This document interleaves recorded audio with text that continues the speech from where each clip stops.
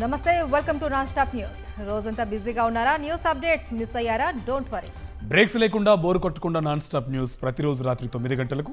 నేను కార్తిక్. హైదరాబాద్ గచ్చిబౌలిలో కాల్పులు కలకలం రేపై పోలీసులపై కాల్పులు జరిపాడు దొంగ. పబ్కు వెళ్లిన దొంగను పట్టుకునేందుకు పోలీసులు ఎత్తించడంతో 2 రౌండ్లు కాల్పులు జరిపాడు దొంగ. కానిస్టేబుల్లో వెంకటరెడ్డి బౌన్సర్కు గాయాలయ్యాయి. దొంగను అదుపులోకి తీసుకున్నారు పోలీసులు. ఇదే అంశంకు సంబంధించి మరింత సమాచారం మా కరెస్పాండెంట్ సుస్మిత మనకి ఫోన్ లైన్లో డీటెయిల్స్ అందిస్తారు. సుస్మిత, గత కొన్నాళ్ళ క్రితం కూడా కాల్పులు కలకలం రేపి మళ్ళీ అగైన్ ఇప్పుడు కాల్పులు జరిగినట్టు తెలుస్తుంది. పూర్తి డీటెయిల్స్ ఏంటి? గచ్చిబౌలి పోలీస్ స్టేషన్ పరిధిలో కాల్పులు కలకలం రేపుతున్నాయి. ఒక ప్రిజం పబ్ లో కాల్పులు చెలరేగినట్టుగా కూడా చెప్తున్నారు. అయితే ప్రిజం పబ్ లో ఒక కేసులో దొంగను పట్టుకోవడం కోసం పోలీసులు వెళ్లారు. అయితే వెంటనే పోలీసులు చూడడంతో కూడా ఎవరైతే ఆ దొంగ ఉన్నారో ఆ దొంగ కాల్పులు జరిపినట్టుగా కూడా తెలుస్తుంది. అయితే ఒక నాటు తుపాకీతో కాల్పులు జరిపారు. అతను ఇతను ప్రస్తుతం మోస్ట్ వాంటెడ్ క్రిమినల్ గా ఉన్నట్టుగా కూడా తెలుస్తుంది. అయితే భక్తుల ప్రభాకర్ గా కూడా పోలీసులు చెబుతూ ఉన్నారు. దాదాపు 20 నుంచి 25 కేసులు ఇతను నిందితుడిగా ఉన్నారు. అయితే అతన్ని పట్టుకునేందుకు చాలా వరకు ప్రిజం పబ్లిక్ కానీ ఇటువంటి వాటికి కూడా ఫోటోలు పంపించినట్టు కూడా చెప్తున్నారు. ఆ ఫోటోలు పంపించడంతో ఆ ప్రిజం పబ్లిక్ వెళ్లిన సమయంలో ప్రిజం పబ్ వాళ్ళు సమాచారం ఇచ్చారు. వెంటనే పోలీసులు అక్కడికి వెళ్ళగానే పోలీసులను చూసి అతను కాల్పులు జరిపినట్టుగా కూడా తెలుస్తుంది. ఆ కాల్పులు జరిపే సమయంలో మాదాపూర్ కానిస్టేబుల్ వెంకటరెడ్డికి అలాగే అక్కడ ప్రిజం పబ్ లో ఉన్న బౌన్సర్ కూడా గాయాలైనట్టుగా కూడా తెలుస్తుంది. అయితే కానిస్టేబుల్ కి కాలికి గాయమైంది, అలాగే బౌన్సర్ కి చేతికి గాయమైనట్టు కూడా చెప్తున్నారు. వెంటనే ఇద్దరిని కూడా ఆసుపత్రికి తరలించారు. అయితే ప్రస్తుతం వారిద్దరికి కూడా చికిత్స అందిస్తున్నట్టుగా కూడా తెలుస్తుంది. అయితే ఇతని గురించి ఇప్పటికే ప్రస్తుతం పోలీసులు అదుపులో తీసుకున్నారు. అందరూ ఒక్కసారిగా కూడా లేచి అతన్ని పట్టుకున్నట్టుగా కూడా తెలుస్తుంది. అతను వెంటనే పోలీసులకు అప్పగించారు. పోలీసులు అతన్ని పట్టుకుని ప్రస్తుతం విచారిస్తున్నట్టుగా కూడా తెలుస్తుంది. ఎవరైతే గాయాలయ్యాయో వారి ఇద్దరిని కూడా హాస్పిటల్ కి పంపించారు. అదే ఇతను మోస్ట్ వాంటెడ్ క్రిమినల్ గా ఉండడం, అంతేకాకుండా 20 నుంచి 25 కేసులు ఉండడంతో కూడా చాలా వరకు పేర్లు మార్చుకొని కూడా తిరుగుతూ ఉన్నారు. చాలా వరకు అపార్ట్మెంట్స్ లో ఉంటున్నారు. ఆ సమాచారం రావడంతో కూడా ఇతని ఫోటో కూడా చాలా వరకు పబ్లిష్ చేయడం జరిగింది. ఆ పబ్లిష్ తో ఆ సమాచారం రావడంతో పోలీసులు ఆ పబ్కు వెళ్ళినట్టుగా కూడా చెప్తున్నారు. Karthik. Right, thank you Susmita. Viksit Bharat లక్ష్యంగా 2025 వార్షిక బడ్జెట్ తీసుకొచ్చింది మోదీ సర్కార్. ఊహించినట్టే రైతులు, మహిళలు, యువత, పేదలకు అధిక ప్రాధాన్యత ఇచ్చింది. The power of rising India's middle class థీమ్తో వార్షిక బడ్జెట్ను లోక్సభలో ప్రవేశపెట్టారు కేంద్ర ఆర్థిక మంత్రి నిర్మలా సీతారామన్. 50.65 లక్షల కోట్లతో బడ్జెట్ ప్రకటించిన నిర్మలమ్మ మూలధన వ్యయాల కోసం 11.21 లక్షల కోట్లు ప్రతిపాదించారు. ప్రపంచవ్యాప్తంగా ఆర్థిక వృద్ధి మందగించిన భారత్ మెరుగైన పనితీరు సాధించిందని, ఈ ఫలితాలు ప్రజలకు దక్కాలి అన్నదే ప్రధాని నరేంద్ర మోదీ సంకల్పమని స్పష్టం చేశారు. మౌలిక వసతుల కల్పనపై దృష్టి సారిస్తూనే వ్యవసాయం సహా అనేక రంగాలకు ఊతం, పలు వర్గాలకు ఉపశమనం కలిగిస్తూ బడ్జెట్లో కీలక నిర్ణయాలు ప్రకటించారు కేంద్ర ఆర్థిక మంత్రి.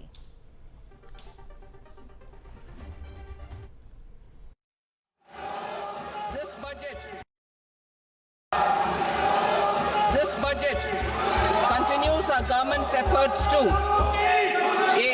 Accelerate growth, B. Secure inclusive development, C. Invigorate private sector investments, D. Uplift household sentiments, and E. Enhance spending power of India's rising middle class. Together, we embark on a journey to unlock our nation's tremendous potential for greater prosperity and global positioning under the leadership of Honorable Prime Minister Shri Narendra Modi. మధ్యతరగతి వేతన జీవులకు బడ్జెట్లో good news చెప్పారు కేంద్ర ఆర్థిక మంత్రి నిర్మలా సీతారామన్. 12 లక్షల ఆదాయం వరకు ఎలాంటి పన్నులు చెల్లించాల్సిన అవసరం లేకుండా రిబేట్ ప్రకటించారు. దీంతో పాటు కొత్త ఆదాయపు పన్ను విధానంలో స్లాబులను మార్చారు. దీనికి మరో 75,000 స్టాండర్డ్ డిడక్షన్ కలిపితే 12,75,000 వరకు పన్ను ఉండదు. I am now happy to announce that there will be no income tax payable up to income of 12 lakh rupees.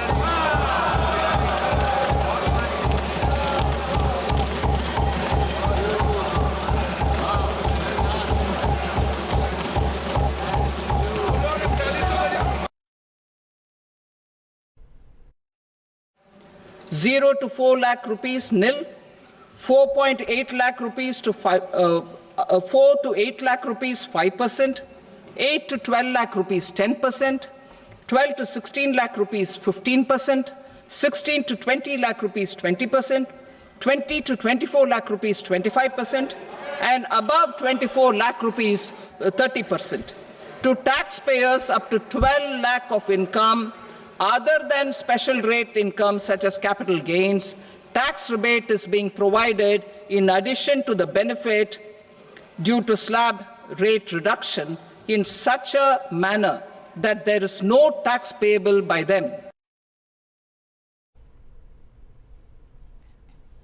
కేంద్ర ఆర్థిక శాఖ మంత్రి నిర్మలా సీతారామన్ ప్రవేశపెట్టిన బడ్జెట్ 140 కోట్ల మంది ప్రజల ఆకాంక్షలను నెరవేర్చేలా ఉంది అన్నారు ప్రధానమంత్రి మోదీ. ఈ బడ్జెట్ దేశ ప్రజల జేబులను నింపుతుందని ఆయన అన్నారు. ఈ బడ్జెట్ ద్వారా సంస్కరణల దిశగా ఒక మహత్తరమైన అడుగు పడిందని, న్యూక్లియర్ ఎనర్జీ రంగంలో ప్రైవేటు రంగం ప్రాధాన్యత పెంచడం మంచి పరిణామమని చెప్పుకొచ్చారు ప్రధాని మోదీ. 140 करोड़ भारतीयों की आकांक्षाओं का बजट है. ये हर भारतीय के सपनों को पूरा करने वाला बजट है. हमने कई सेक्टर्स युवाओं के लिए खोल दिए हैं. सामान्य नागरिक विकसित भारत के मिशन को ड्राइव करने वाला है. ये बजट एक फोर्स मल्टीप्लायर है. ये बजट सेविंग्स को बढ़ाएगा, इन्वेस्टमेंट को बढ़ाएगा, कंजम्पशन को बढ़ाएगा और ग्रोथ को भी तेजी से बढ़ाएगा. ఈసారి కేంద్ర బడ్జెట్ చాలా ప్రత్యేకత కలిగిందన్నారు బీజేపీ రాష్ట్ర అధ్యక్షుడు కేంద్ర మంత్రి కిషన్ రెడ్డి. ప్రజల ఆకాంక్షలకు అనుగుణంగా, వికసిత భారత లక్ష్యాలకు అనుగుణంగా బడ్జెట్ ప్రవేశపెట్టడం జరిగిందని అన్నారాయన. మధ్యతరగతి ప్రజలు, మహిళలు, రైతులు, యువకులు వీరిని కేంద్రంగా ఏర్పాటు చేసుకొని వీరిని లక్ష్యంగా కార్యాచరణ ప్రణాళిక రూపొందించుకొని మరి ప్రవేశపెట్టినటువంటి బడ్జెట్ ఇది. 2047లో మనం అభివృద్ధి చెందిన దేశంగా ఎదగాలని ఏదైతే భారత ప్రజలందరూ మనం ఆకాంక్షిస్తున్నామో దానికి వేసినటువంటి మొదటి అడుగుది.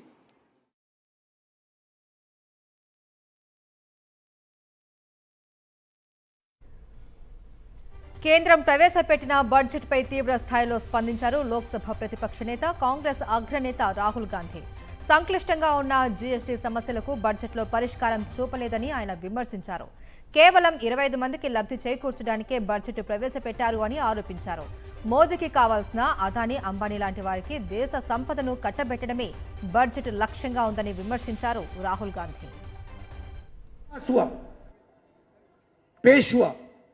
उसमें आप देखिए बजट का पूरा का पूरा लक्ष्य 25 लोगों को फायदा पहुंचाने का. आपको थोड़ा सा दे देंगे, कह देंगे भैया ये लो थोड़ा सा टैक्स माफ कर लेंगे, मगर अगर आप बजट का लक्ष्य देखेंगे तो हिंदुस्तान का धन 20-25 अरबपतियों को देने का है. కేంద్ర బడ్జెట్లో తెలంగాణకు తీరని అన్యాయం జరిగిందన్నారు మంత్రి శ్రీధర్ బాబు. ఎన్డీఏ భాగస్వామ్య రాష్ట్రాలకు, ఎన్నికలు జరగబోయే రాష్ట్రాలకు మాత్రమే బడ్జెట్ కేటాయించారంటూ విమర్శించారు.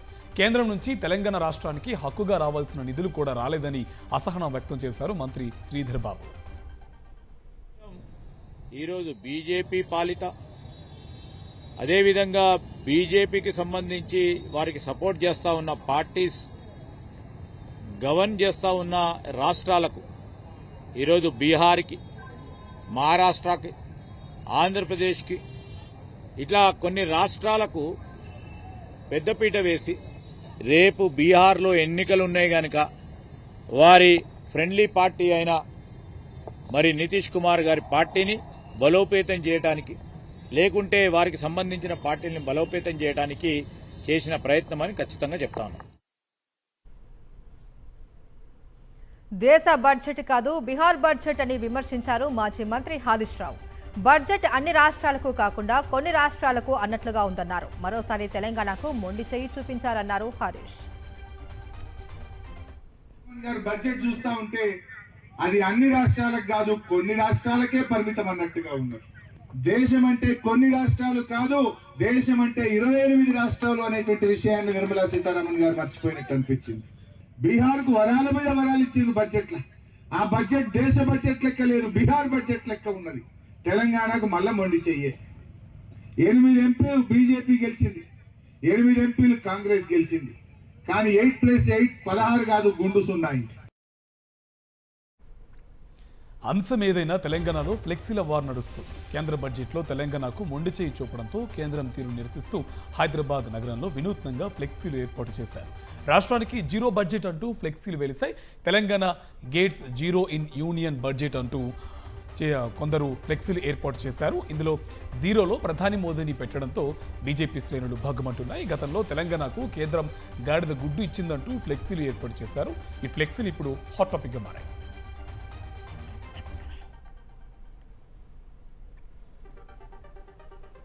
మొన్నటికి మొన్న దావోస్ పర్యటనలో 1,60,000 కోట్లకు పైగా పెట్టుబడులు తీసుకొచ్చింది సీఎం రేవంత్ రెడ్డి బృందం. ఈ నేపథ్యంలో గత ప్రభుత్వంపై విమర్శలు గుప్పిస్తూ ఫ్లెక్సీ ఏర్పాటు చేశారు కొందరు వ్యక్తులు. విషయం ఏదైనా ఫ్లెక్సీల రూపంలో ఇలా తమ నిరసనను తెలుపుతున్నారు అనే చర్చ జరుగుతుంది పొలిటికల్ వర్గాల్లో.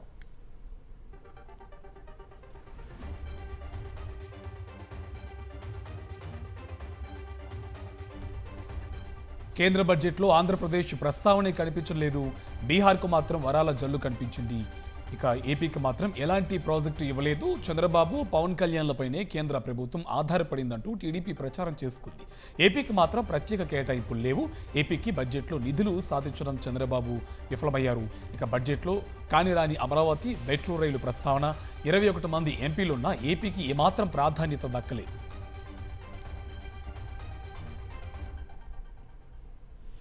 ఏపీకి ప్రత్యేక కేటాయింపులు సాధించడంలో కూటమి ప్రభుత్వం ఘోర వైఫల్యం చెందింది అన్నారు ఎంపీ మిథున్ రెడ్డి. బడ్జెట్లో అమరావతి, మెట్రో రైలు, విశాఖ స్టీల్ ప్లాంట్, పోలవరం నిధుల ప్రస్తావన లేదు అన్నారు. 21 మంది ఎంపీలు ఉన్నా ఏపీకి ప్రాధాన్యత దక్కలేదు అన్నారు. టోటల్ బడ్జెట్ ఈరోజు అనౌన్స్మెంట్లు అన్నీ బాగానే చేశారు, ఇన్ఫ్రాస్ట్రక్చర్ పైన, మిగతా విషయాలపైన.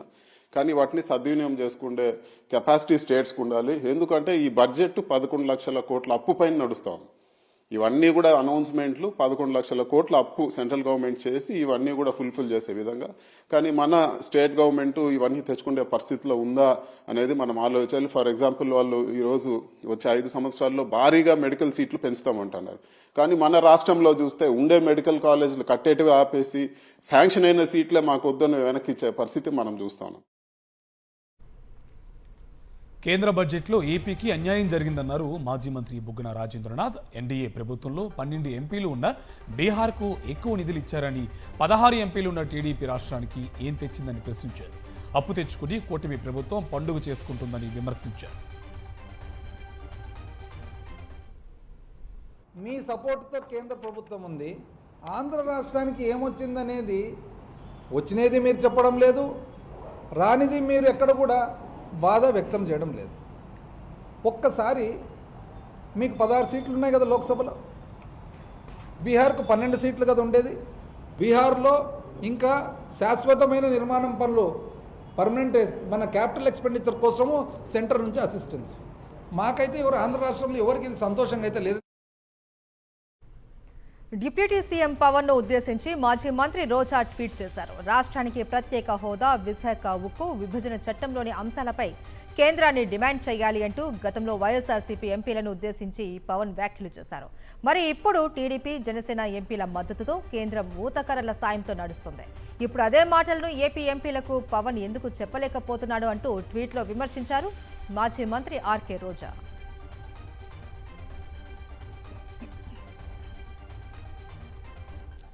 తెలంగాణ కాంగ్రెస్లో గందరగోళం నెలకొంది. మంత్రుల తీరుపై పలువురు అధికార పార్టీ ఎమ్మెల్యేలు అసంతృప్తి వ్యక్తం చేస్తున్నట్టు సమాచారం. మంత్రులు తమ సొంత నియోజకవర్గాలకి నిధులు కేటాయించుకుంటున్నారని ఎమ్మెల్యేలు ఆరోపిస్తున్నారు. తమకు నిధులు ఎందుకు ఇవ్వరని ఎమ్మెల్యే అనిరుద్ రెడ్డి ప్రశ్నించారు. ఈ నేపథ్యంలో నిన్న 11 మంది ఎమ్మెల్యేలు భేటీ అయ్యారని ఎమ్మెల్యే అనిరుద్ రెడ్డి చెబుతున్నారు. ఇక భేటీలో ఉమ్మడి నల్గొండ, ఖమ్మం, వరంగల్, మహబూబ్ నగర్ జిల్లా ఎమ్మెల్యేలు పాల్గొన్నట్టు ప్రచారం జరుగుతుంది. తాజా పరిణామాల నేపథ్యంలో ఉదయం అత్యవసరంగా భేటీ అయ్యారు సీఎం రేవంత్ రెడ్డి. మంత్రులు, ఎమ్మెల్యేల నిధులు, ఇతర అంశాల్లో కలుపుకొని వెళ్లాలని నిర్ణయించారు. మంత్రులకు, ఎమ్మెల్యేలకు మధ్య గ్యాప్ ఉండకుండా చూసుకోవాలని సీఎం రేవంత్ రెడ్డి సూచించారు.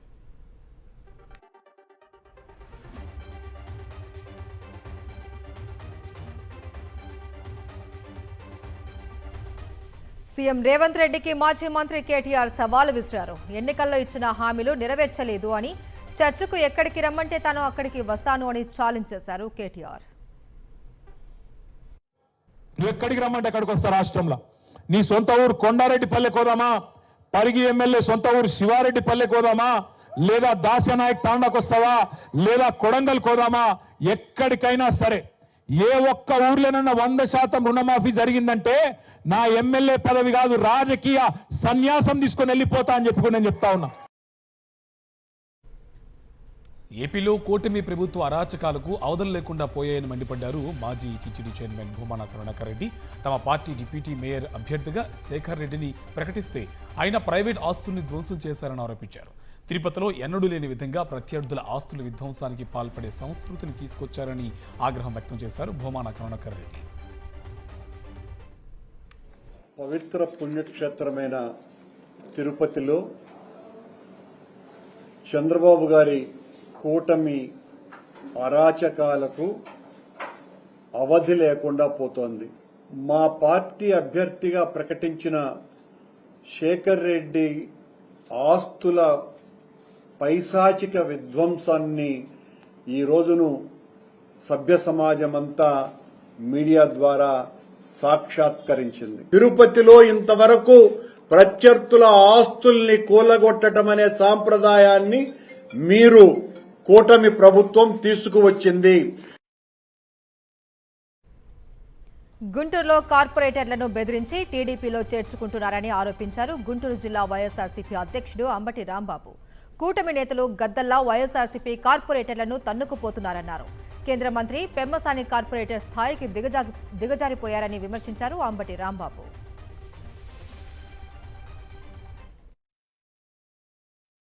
నేను ఇక్కడ ఇంకొక విషయాన్ని పెమ్మసాని చంద్రశేఖర్ గారికి కూడా, కేంద్ర మంత్రి వర్యులు వారికి కూడా నేను ఒక విజ్ఞప్తి చేస్తున్నా.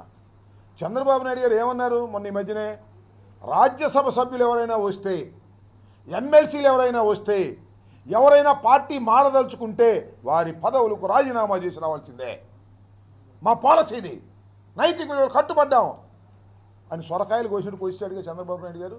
మరి మీరేంటిది, పార్టీ మారమని ఎందుకు ప్రోత్సహిస్తున్నారు?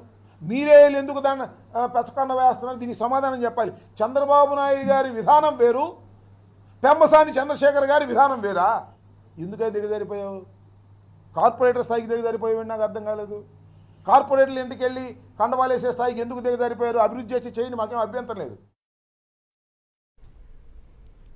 విశాఖలోని వైఎస్ఆర్సీపీ ఫీజు పోరు పోస్టర్ను ఆవిష్కరించారు వైఎస్ఆర్సీపీ నేతలు. కూటమి ప్రభుత్వం హనీమూన్ సమయం ముగిసిందని, ఇక ఎన్నికల్లో ఇచ్చిన హామీలను అమలు చేయాలని డిమాండ్ చేశారు మాజీ మంత్రి గుడివాడ అమర్నాథ్.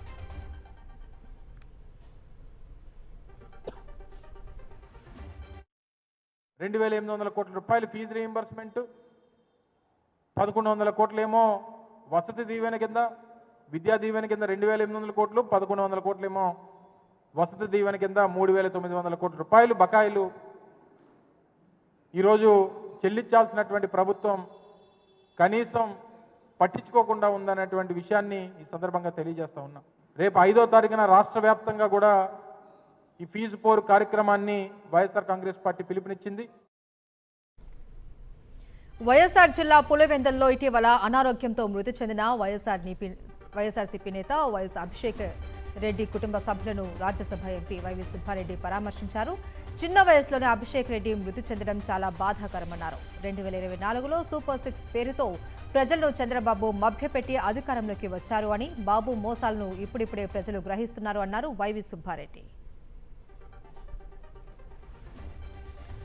తిరుపతిలో వైకుంఠ ఏకాదశి టోకెన్ల జారీ సందర్భంగా జరిగిన తొక్కిసలాట ఘటనపై జ్యుడిషియల్ ఎంక్వైరీ జరుగుతోంది.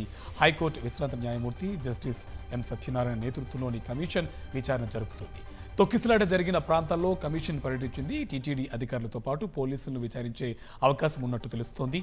6 నెలల్లోగా నివేదిక సమర్పించాలని ప్రభుత్వం ఆదేశించిన నేపథ్యంలో కమిషన్ విచారణ జరుపుతోంది.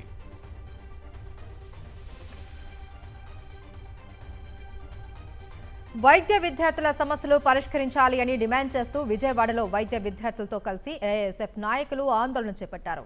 వెంటనే మెడికల్ కౌన్సిల్ బోర్డు ఏర్పాటు చేయాలి అని డిమాండ్ చేశారు.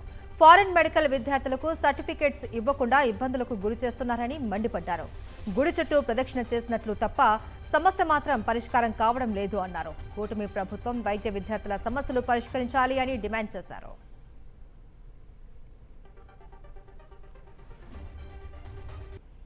అనకాపల్లి బ్రాండిక్స్ కంపెనీ వద్ద మహిళా ఉద్యోగులు ఆందోళన చేపట్టారు. జీతాలు పెంచాలి అని ఉద్యోగులు డిమాండ్ చేశారు. దీంతో కంపెనీ వద్ద భారీగా పోలీసులు మోహరించారు. ఈ క్రమంలో పోలీసులు మహిళా ఉద్యోగుల మధ్య వాగ్వాదం జరిగింది. దీంతో మహిళా ఉద్యోగులను పోలీసులు అరెస్టు చేశారు.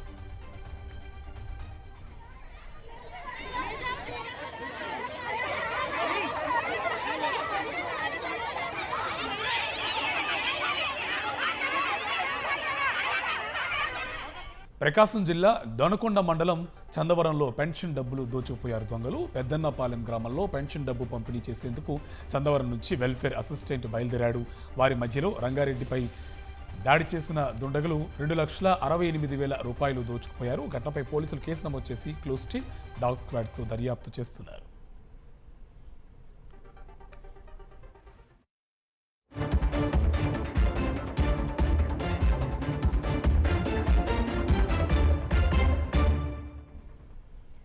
జాతీయ వార్తలు చూద్దాం. ఢిల్లీ ఎన్నికల్లో ఆప్ ఓటమి ఖాయమైపోయిందన్నారు కేంద్ర హోంశాఖ మంత్రి అమిత్ షా.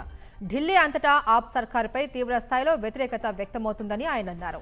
ముస్తాఫాబాద్లో జరిగిన ఎన్నికల ప్రచార సభలో మాట్లాడిన అమిత్ షా ఢిల్లీలో 3G సర్కార్ నడుస్తుందని సెటైర్లు వేశారు. दिल्ली वाले झाड़ू लगाकर बाहर फेंकने वाले हैं, बाहर फेंकने वाले। उनको भी मालूम है हम चुनाव हारने वाले हैं। उनके सबसे बड़े नेता मनीष सिसोदिया वो भागकर सीट बदल गए। 52 में से 26 MLA को टिकट नहीं दिया गया। वो भी मानते हैं कि हम हार रहे हैं। ఉత్తరప్రదేశ్లోని ప్రయాగ్రాజ్లో విదేశీ అతిథులు సందడి చేశారు. మహాకుంభమేళాకు 77 దేశాల దౌత్యవేత్తలు హాజరై త్రివేణి సంగమంలో పుణ్య స్నానాలు ఆచరించారు. మహాకుంభమేళా కేవలం మతపరమైన కార్యక్రమం మాత్రమే కాదు అని, భిన్నత్వంలో ఏకత్వానికి ప్రతీక అని విదేశీ దౌత్యవేత్తలు ప్రశంసించారు. కుంభమేళాలో తాము పాల్గొనడానికి భారత విదేశాంగ శాఖ అనుమతి ఇచ్చినందుకు వారు ధన్యవాదాలు తెలిపారు.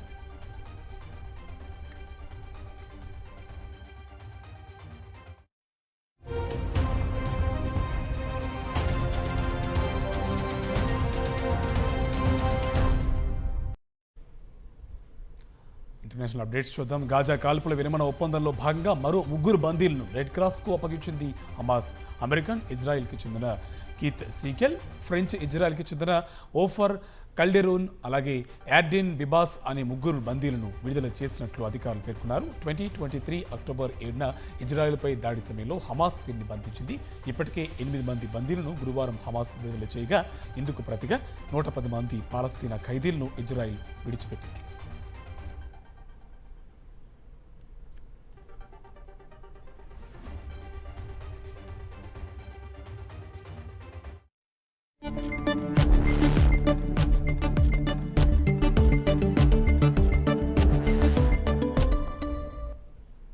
బిజినెస్ అప్డేట్స్ చూద్దాం. దేశీయ స్టాక్ మార్కెట్ సూచీలు ఫ్లాట్గా ముగిశాయి. బడ్జెట్ నేపథ్యంలో స్వల్ప లాభాల్లో ప్రారంభమైన సూచీలు తీవ్ర ఒడిదుడుకులకు లోనయ్యాయి. రోజంతా లాభ నష్టాల మధ్య కదలాడిన సూచీలు చివరకు ఫ్లాట్గా ముగిశాయి. సెన్సెక్స్ 5 పాయింట్ల లాభంతో, నిఫ్టీ 26 పాయింట్ల నష్టంతో ముగిశాయి. తెలుగు రాష్ట్రాల్లో బంగారం ధరలు మళ్లీ పెరిగాయి. 22 క్యారెట్ల 10 గ్రాముల బంగారంపై 150 రూపాయలు పెరిగి 77,450కి చేరింది. ఇక 24 క్యారెట్ల 10 గ్రాముల బంగారం ధరపై 160 రూపాయలు పెరిగి 84,490గా ఉంది. ఇక కేజీ వెండి ధర 1,07,000 వద్ద కొనసాగుతుంది.